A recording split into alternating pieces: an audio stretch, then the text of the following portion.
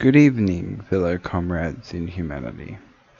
I'm here again to continue on with my series, as I do for myself,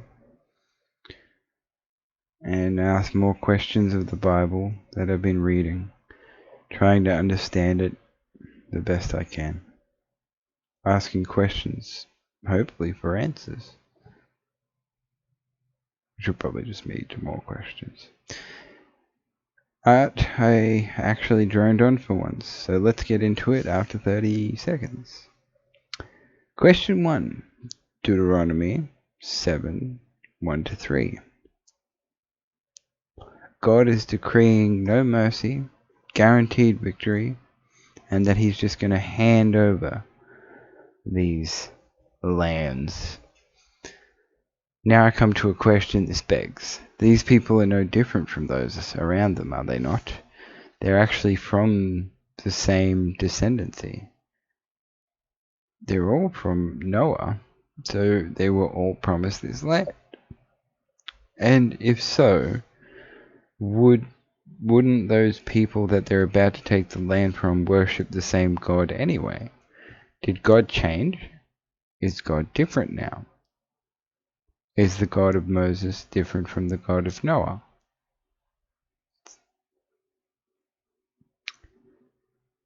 Are they worshipping a different God? My only answer is literally that the God that we are left with in the Bible is just what the victor wrote. It's just whoever won the battle wrote the book. It's the only real answer I can come up with myself. So yeah. Why would God decree his own men to kill his own men? Question 2, Deuteronomy 7:7. But the last book, literally called Numbers, is the way they took over the smaller nations by working together. And then they took their virgin daughters, giving them more chance to breed to make themselves more numerous, which would then leave them with the advantage they have become to know to be very true, which is numbers is the way to win, at least in this area at this time. So the lesson here is be fruitful and multiply, I guess. Brutal lesson from a brutal world.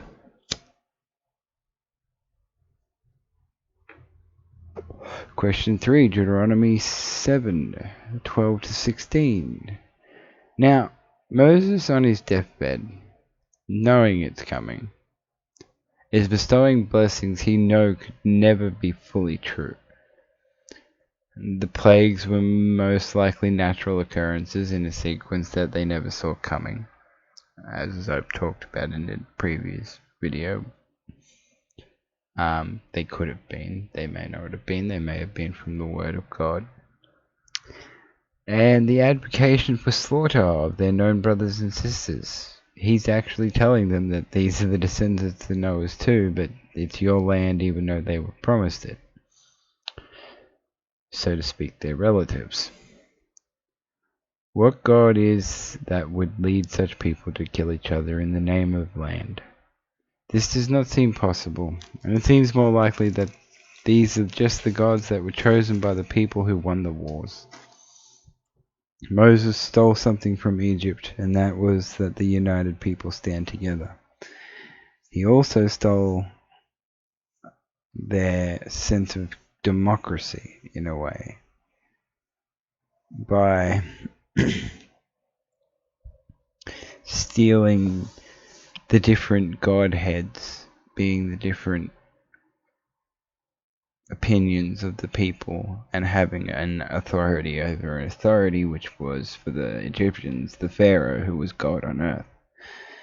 Moses is attempting and doing it in a very successful way of removing God from earth, making him one, and making the priesthood the different opinions that people could share but still fight under the same goal. Is this not true? I guess, to put it into question form. Question form, Deuteronomy 7:19-24. Continued on from almost every other Deuteronomy question, this generation wasn't there to see any of this. It is literally taking this as at Moses' word, which he said was happening at the time. And we've already discussed that Moses could have been a different person now. He could have swapped they could have just handed it down as a title. I mean, we've got about 500,000 fighting men, so count all the other people on top of that, and Moses is easily just a bestowed title. You can never really truly know who was who. Question 5, Deuteronomy 8:1-5, sorry. God punishes everyone, so it's by God's choice what nature does and how we record it. What meanings nature has an effect upon us. So, if God causes everything, then God is just everything anyway. Is that not what this is saying? I guess. So God made the scorpions and the snakes comes, even though it didn't mention scorpions before, it was just snakes and they stared at the idol. Again, they're just taking their word on it. They weren't there, that generation died, possibly by a lot of scorpion bites. Is God really that easy to explain as look at a tree and there he is? Maybe God is everything. I'm starting to think that. I think God is everything we make it by observing it and naming it. Question 5, Deuteronomy 8.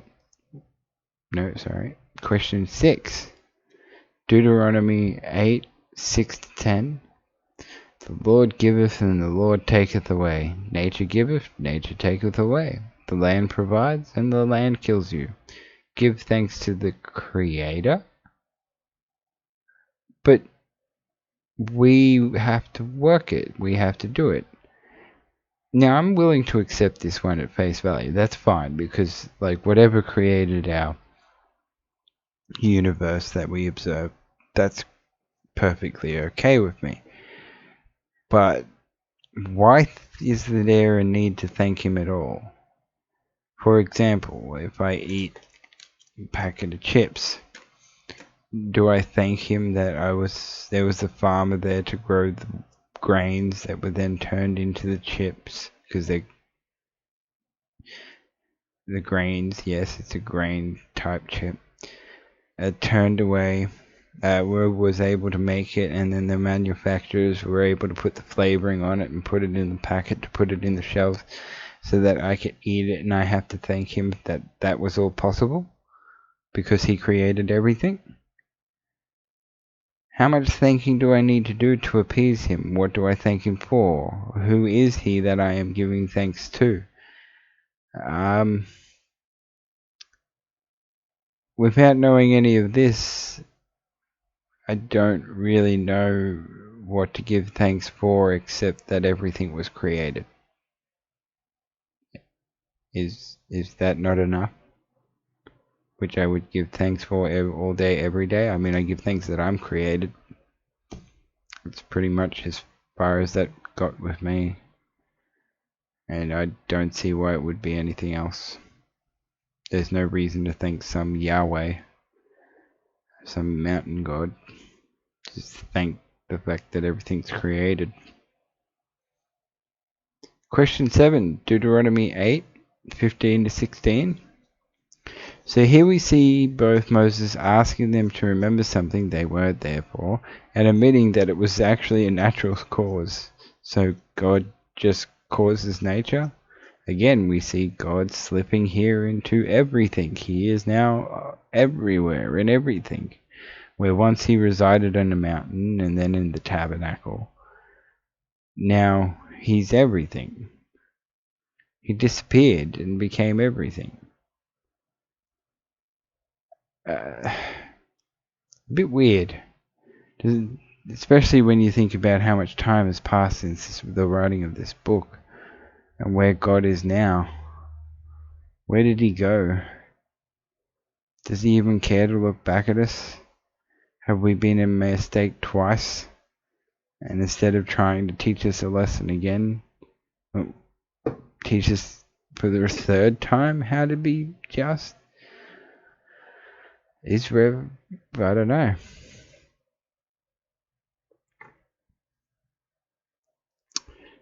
Question 8, Deuteronomy 8:19-20. Because all the people's lands that they're taking are from believed in that God. They believed in that God. What is God really but the writer's interpretation of God?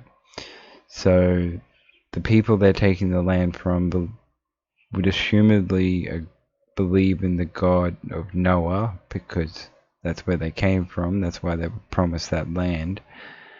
And now he's giving it to Moses' people, who are pretty much descendants of the same Noah anyway. Why is he making them kill each other, and why don't they worship the same God? Why are they worshipping different gods all of a sudden? Why wouldn't he appeal to their knowledge of God? Wouldn't it be very similar, or at least the same? Wouldn't converting them be much easier? They are their brothers and sisters, or cousins, or whatever you want to look at it. So I feel like this is a poor choice of way of doing things, but that was a brutal time in a brutal world. Question 9, Deuteronomy 9:4-6. So God again is giving the lands of the chosen people to the chosen people, because the original chosen people are worshipping the wrong version of his chosen people, using the known value of numbers to overwhelm their enemies, and proves their God's truth of being chosen. The Victoratza book. It's said it several times here now. Is this whole of Deuteronomy just to point that out? That numbers is numbers and numbers win. Question 10. The golden calf. Standing against the rule of authority. The standing up for one's self-preservation, taken over by the authority of the God they have made for themselves in Moses, writing of the world.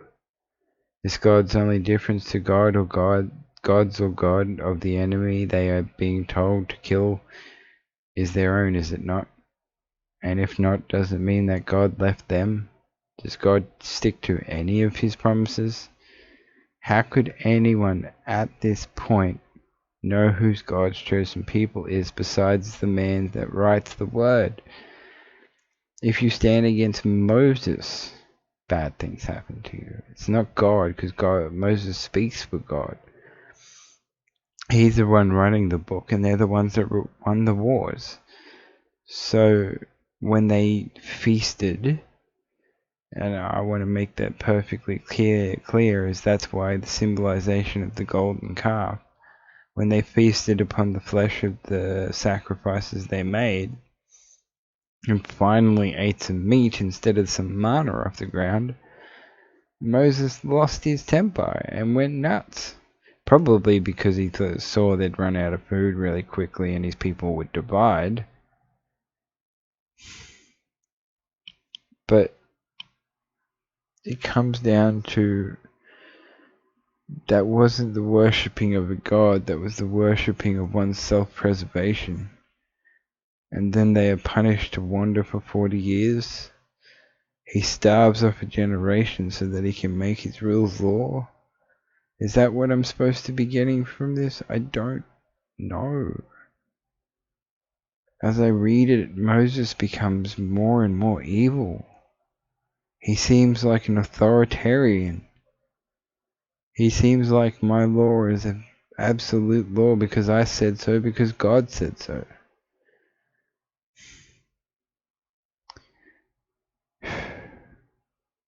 I leave you with this, my friends, my family. I love you all. Please love each other the same way. We have this internet to leave our mark on the world, and the mark I'm going to leave forever is going to be love. For love is the best thing that we've ever been given. A gift. And as always, stay safe.